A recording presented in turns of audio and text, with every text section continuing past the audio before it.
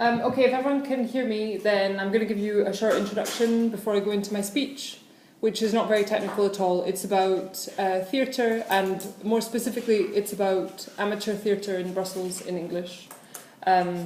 So just a bit of vocabulary for you. I'm going to talk about the Brussels Shakespeare Society. So you can also expect the name Shakespeare. Just heads up.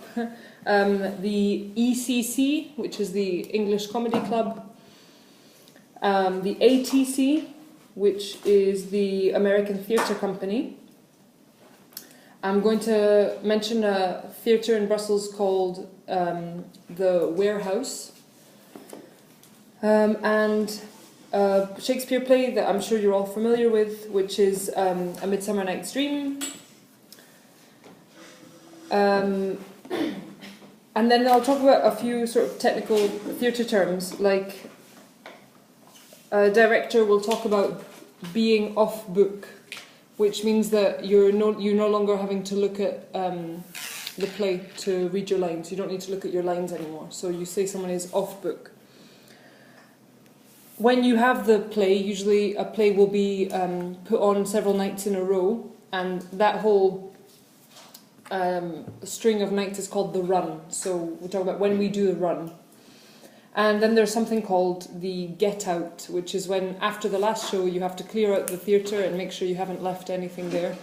And then you all go to the cast party, and I'm sure you can imagine what happens there, so I won't fill you in. So it's not a very long speech. I think it should be maybe about six minutes, so I'll get started now. Ladies and gentlemen, recently I had an opportunity that was both nerve-wracking and exciting. And this opportunity was to act in a play here in Brussels with the Brussels Shakespeare Society. It was funny to me because throughout the course of rehearsing for the play and the process of the play coming together, it really struck me how similar the whole situation was to what we do as interpreters. But I'll give you, before I get into that, I'll give you a bit of background on the English language theatre scene in Brussels.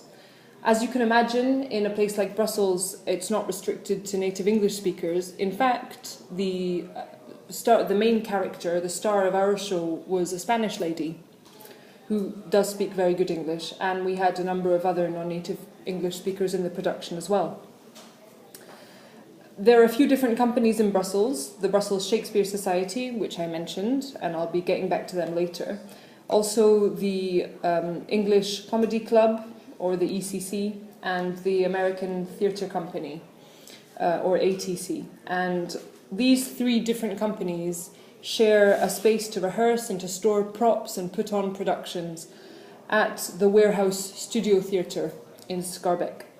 And it's big and chaotic and messy and drafty and really a nice big kind of actressy, theatre-y kind of space. So there's a lot of amateur drama going on in Brussels, and all these different companies are rivals, but they also all work together. Often you'll have one director working across different companies. None of it is paid, but it is rather political. Again, much like the interpreting scene here in Brussels. So it was interesting to see that panning out in a different context. The play we put on was the Shakespeare play A Midsummer Night's Dream. And I think there are a few Brits in the room and one Irishman, he might be downstairs. But often this is the first Shakespeare play that you study at secondary school. So it strikes quite a strong cultural chord. It's significant culturally, which is why I thought it might be quite fun to get involved in the production. There were auditions in June, and then we started rehearsals in September, and we put on our run of the play all last week, so it was quite intense. There was a cast of about 40 different people.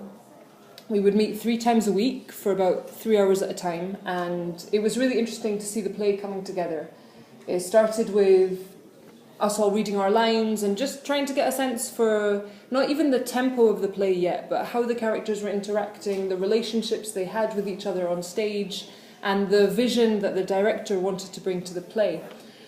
It's a really fun play. For those of you who know it, you know that you have lots of different groups. You have the group of the lovers, you have the group of the so-called mechanicals, who are craftsmen, supposedly from Athens. I was in this group, it was lots of fun. And there's a lot of slapstick comedy, it's quite physical, quite energetic. And the play really, though it's a comedy, is all about love. It's about the love the lovers have for each other, which in some cases is a forbidden love. It's about the love that these craftsmen, the mechanicals, have for putting on their own play within a play for the nobility in ancient Athens, which is when the play is set, and there's lots of other fun things going on. It's really good. When it came to doing the show itself, we had 2 days of long rehearsals before we went into the run. We met one weekend on the Saturday and had 8 hours just to check the lighting and the sound, and the next day we had the dress rehearsal. And then we jumped straight into it, and it was quite electrifying. This is why I say it was very similar to interpreting, because that first night, especially the opening night, you're on stage and you know you only have one chance to do it right, and you need to do it justice. And it's especially hard, I would say, when you have a comic role, because you're expecting a laugh. Something that we as interpreters don't like to hear, but nevertheless, it felt quite similar. And there were other things as well. You have to be very meticulous in your lines, and you have to convey a certain message, you have to convey an intent. And I found that that was rather similar. We had some good nights, we had some flat nights, we had some stony audiences, we had other nights when we had everyone in an uproar. So it was very, very good fun. And something I would recommend to everyone, in the course of doing the play, I felt I learned a lot about how our physicality can express an intention. I learned a lot about the work of Shakespeare, who is obviously a really significant cultural figure. And I don't know, I learned a lot about how to project my voice, how to remember that you're never invisible. In fact, I would say that the standout takeaway I have from this experience was a very experienced, older professional actor who was in the play saying to all of us, remember, even if it's not your scene, if you are on stage, you are being seen. You're never invisible. And again, it's so often very easy for us as interpreters to shrink into the shadows. We're there in our cozy little booths, no one can see us, we're just this disembodied voice in someone's ear, but actually we have to be there at every point, in every moment, and we can never really let go. So that was my experience. All of these companies are very enthusiastic about newcomers. It's a nice community, it's tight-knit, and after you've done the get out after the show, all go to the cast party and you just have the most brilliant time letting off steam after this big production you've all put on together.